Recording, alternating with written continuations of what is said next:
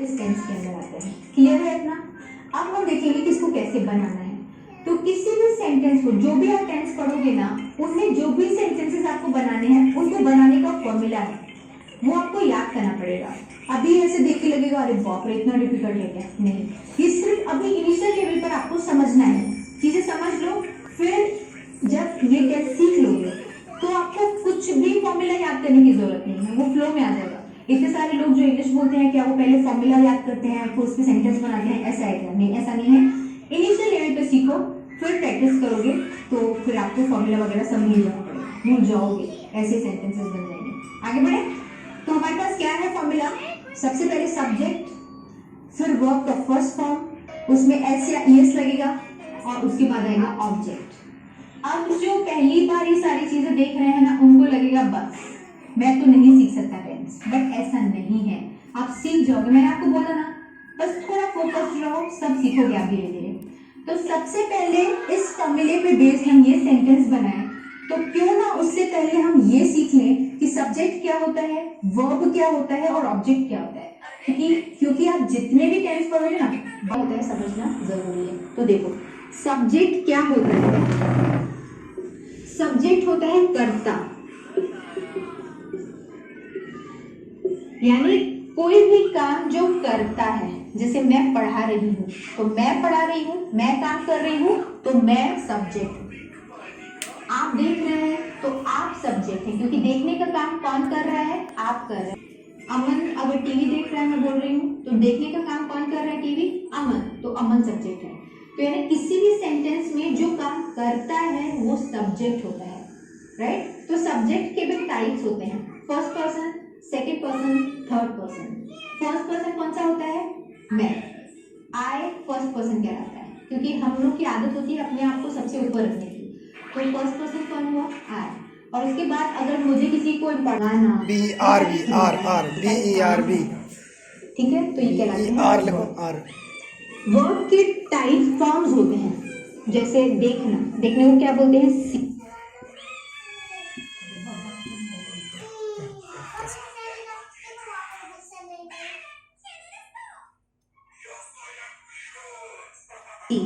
तो सी first form है, saw second form है, सीन थर्ड फॉर्म है। तो जब आप टेंस पढ़ोगे तो आपको इतना नॉलेज होना चाहिए। बहुत सारी जो बेसिक वर्ब्स हैं उनके तीनों फॉर्म्स आपको याद करने पड़ेंगे, तो ही आप टेंस सीख पाओगे, ठीक है? तो वो अगर आप सीखना चाहते हो तो उसके ऊपर वर्ब के 3 फॉर्म्स होते हैं, ये आपको याद होना चाहिए। क्योंकि आगे जब मैं दूसरे फॉर्मूलाज बताऊंगी तो मैं उसमें आपको बोलूंगी कि यहाँ पे वर्ब का सेकेंड फॉर्म यूज होगा, तो इसीलिए मैं आपको बता देती हूँ जस्ट नॉलेज के लिए। क्लियर है? सब्जेक्ट पता चल गया, वर्ब पता चल गया। इसके बाद आता है ऑब्जेक्ट। ऑब्जेक्ट को कारक भी बोलते हैं, यानी जिस पर काम का असर पड़ता है। जैसे अगर मैं बोलूं कि I am writing with marker, ठीक है, तो आई सब्जेक्ट हुआ, राइट लिखना वर्ब हुआ, and with marker, subject marker के साथ मैं लिख रही हूँ ना, मार्कर से, तो मार्कर यहाँ पे ऑब्जेक्ट हुआ, ठीक? तो ऑब्जेक्ट यानी कि काम का असर किस पर पड़ रहा है। इफ आई एम सेइंग कि I am writing on this board, तो आई सब्जेक्ट, राइट वर्ब, और बोर्ड पर लिख रही हूं, तो मेरे लिखने का असर किस पर हो रहा है? बोर्ड पर। जो एक्शन का रिसीवर है वो कहलाता है ऑब्जेक्ट। क्लियर है? आगे बढ़ते हैं आप। सब्जेक्ट आना चाहिए, तो मैं को क्या बोलते हैं? आई, मैंने लिखा आई, ओके, आई। फिर आया वर्ब का फर्स्ट फॉर्म, तो स्कूल जाती हूँ, जाना, क्रिया कौन सी हो रही है? जाना, और जाना को इंग्लिश में क्या बोलते हैं? गो। तो हमने लिख लिया आई गो टू स्कूल, स्कूल जाती हूँ, आई गो टू स्कूल, मैं स्कूल जाती हूँ। क्लियर?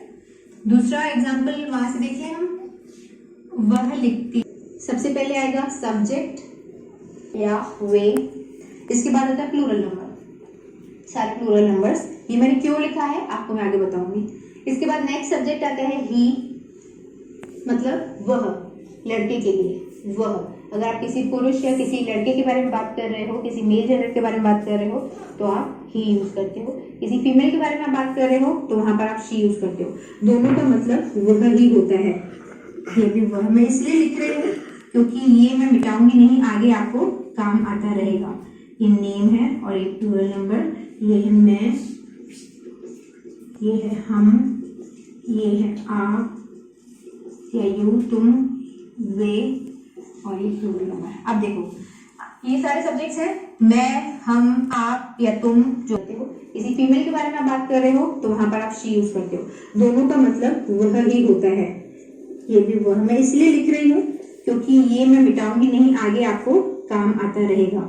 ये नेम है और ये प्लूरल नंबर, ये है मैं, ये है हम, ये है आप या यू, तुम, वे और ये प्लूरल नंबर। अब देखो ये सारे सब्जेक्ट्स हैं, मैं, हम, आप या तुम जो भी, वे। प्लूरल नंबर यानी जितने भी बहुवचन की में अगर हम बात करेंगे, जैसे हम बोलेंगे कि लड़के जा रहे हैं तो बहुत सारे लड़कों के बारे में हम जब बात करेंगे तो प्लूरल नंबर।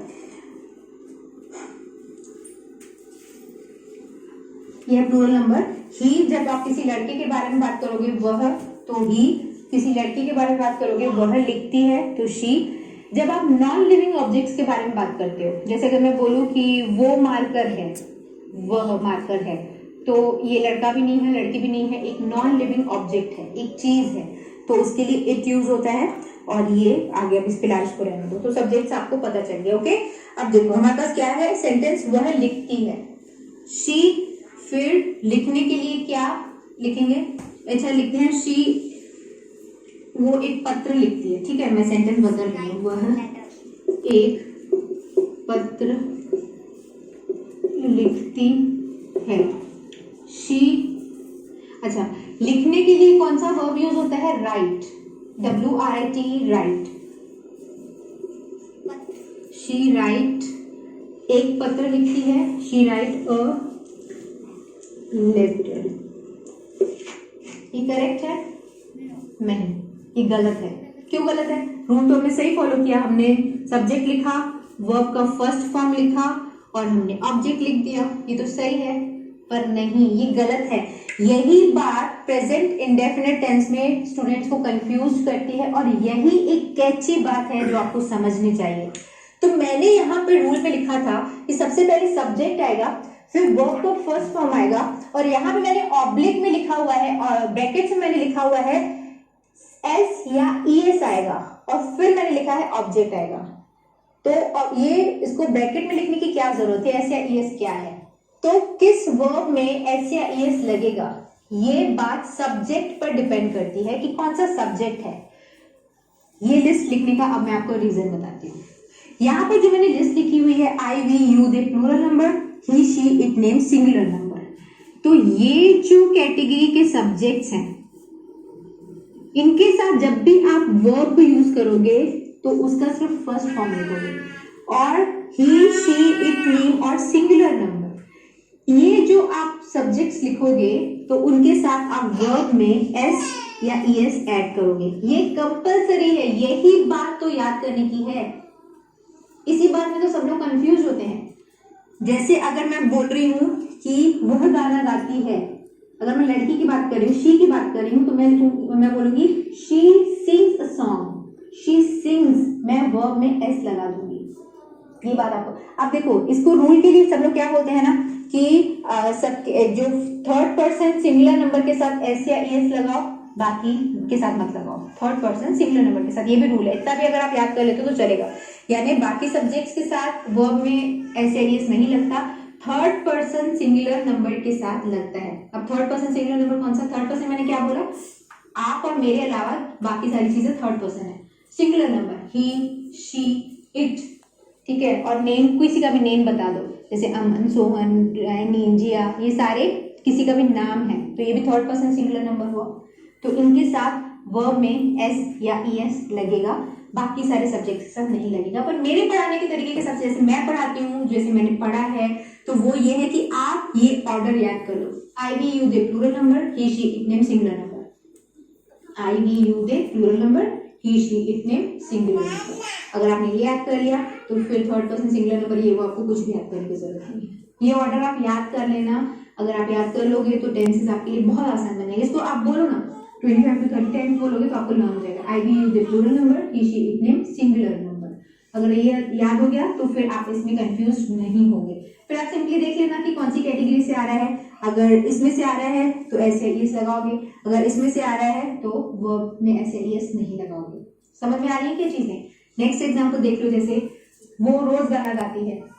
चलो जैसे आप बोलते हैं कि अमन पतंग उड़ाता है, ठीक है, ये एग्जाम्पल है, अमन पतंग उड़ाता है। तो अगर हम इसको लिखना होगा तो अमन सब्जेक्ट, उड़ाना फ्लाई अ काइट, ठीक है। अमन वर्ब का फर्स्ट फॉर्म, उड़ाना ऑब्जेक्ट, अमन फ्लाई काइट। ये सही है क्या? नहीं, ये गलत है, क्योंकि अमन एक इस वाले ग्रुप में आता है, ही शी इट नेम वाले ग्रुप में आ रहा है, तो इसीलिए यहाँ पर वर्ब में एस या एस लगेगा। तो यहाँ पे हमें क्या लिखना चाहिए था? Aman flies a kite. तो ये तब जाके सही होता। I we you they plural number, he she it name singular number. जिस भी कैटेगरी से आएगा, he she it name singular number से आ रहा है तो एस या एस लगा दो फर्स्ट। अगर इस सब्जेक्ट के ग्रुप से आ रहा है तो मत लगाओ। Very simple, very simple. अभी आपको डिफिकल्ट लग भी रहा है तो आगे नहीं लगेगा अगर आपको ये याद हो जाएगा तो। क्लियर है? आगे बढ़ते हैं। देखिए अब बात आती है कि यहाँ पे मैंने लिखा, जैसे कई बार कैसा होता है कि आप वर्ब में एस लगाते हो और कई बार ईएस लगाते हो, तो ये कैसे फिक्स हो? तो अगर कोई भी verb O, C H, S H, X, Z या वाई, इसके लिए कंडीशन है, खैर ये इसको फिलहाल रहने दो, इनसे अगर कोई वर्ब एंड होता है तो उनके बाद ईएस लगता है, नहीं तो एस लगता है। जैसे अगर कोई, जैसे गो है, ये ओ से एंड हो रहा है तो इसीलिए इसमें ईएस लगता है। जैसे कैच अगर मैं बोलूं, ये सी एच से एंड हो रहा है तो इसमें ईएस लगेगा। जैसे जैसे एक्स से बॉक्स, तो इसमें ईएस लगेगा। तो अगर इस तरह के कोई वर्ब्स हैं जो इनसे एंड होते हैं तो वहां पे ईएस लगता है, नहीं तो एस लगता है। ये बहुत एक्स्ट्रा नॉलेज है, मैं फिलहाल नहीं भी देती तो चल जाता। ठीक है, इतना क्लियर है। अब मैं इसको सब पूरा इरेज कर देती हूँ ताकि हम आगे बढ़ पाए।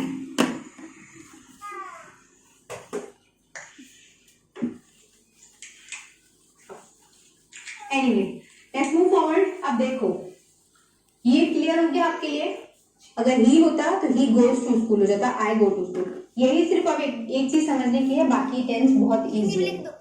आपने अब सब्जेक्ट प्रेजेंट इंडेफिनिट टेंस के सेंटेंसेस बनाना आई थिंक सीख लिया है ना? इजी, बस इतना याद कर लेना, I we you the plural number, he she it name singular number. अब आगे बढ़ते हैं और देखो यहाँ पर ये वाला